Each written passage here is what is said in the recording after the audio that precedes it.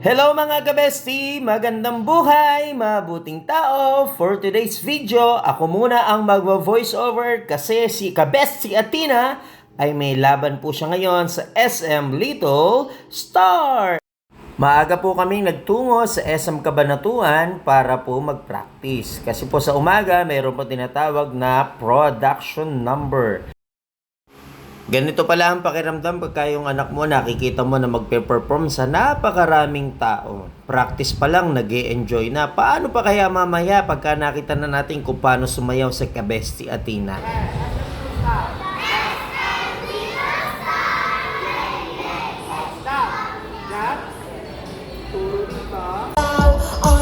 O di ba? Talagang anak ka talaga ni JB oh.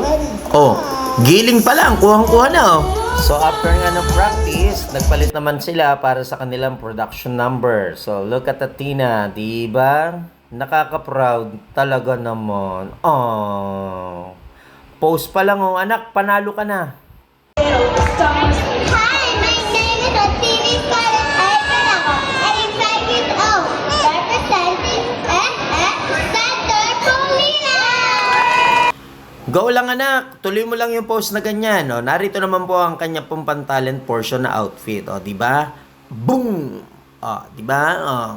Ayan pa, di ba? Ang ganda talaga ng anak ko. Ayan pa, ayan pa. Ayan. Iyan! Napakahusay talaga. Isa pa, baling-bali ang bewang. Oh. Galing. Oh. Wow naman! Kamukhang-kamukha ko talaga. Ano ba yan? Number 7 under the dancing category from SM Center Pulilan, Athena Scarlett Yolago.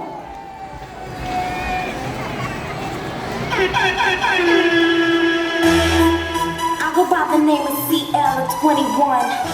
It's been a long time coming, but we're here now. And we about to set the roof on fire, baby. You better get yours, cause I'm getting mine. Wala ba kayong mga kamay dyan?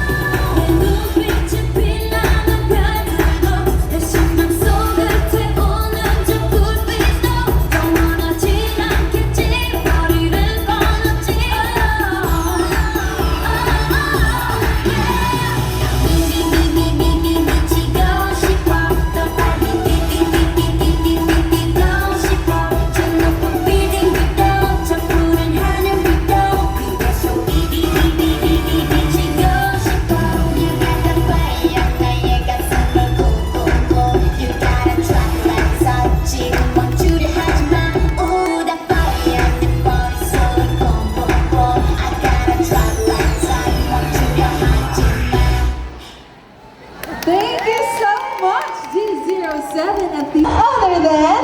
Pero yun nga lang, sa lahat ng contest, may nananalo, may natatalo. So tingnan natin kung ano magiging reaksyon ni Athena nung malaman niyang hindi siya panalo. Ito yung moment na dapat bilang mga magulang, alam natin kung paano yung gagawin natin. Sa totoo lang, masakit na makita yung anak mo na hindi naman nanalo. Kasi wala namang magulang na gustong matalo yung kanilang mga anak. Pero nakaisip tayo ng paraan kung paano mapasayin si Athena. Tingnan niyo. Buti na lang talaga at marami ding competi dito. Tingnan niyo, oh. Para na rin naralo si Athena. Napakasaya anak. Yung pinakita mo sa entablado, proud na proud si mami at si daddy sa'yo.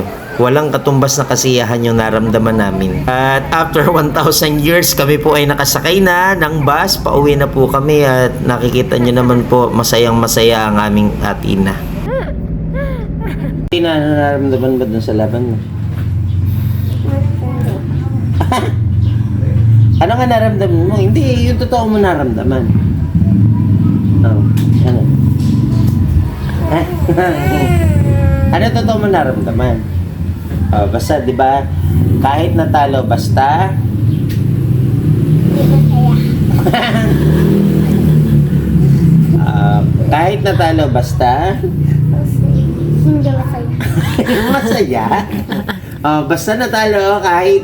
Malungkot. Hindi noon. Kahit natalo... Malungkot. Hindi! Kahit natalo, basta... Masaya. Ulit, kahit natalo, basta... Malungkot. Hindi! Basta... Kahit natalo, basta... Malungkot.